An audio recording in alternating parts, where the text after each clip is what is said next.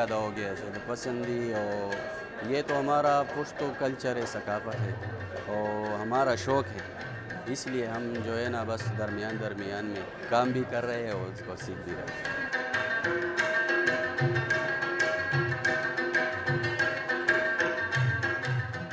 کیوں نہیں کیا؟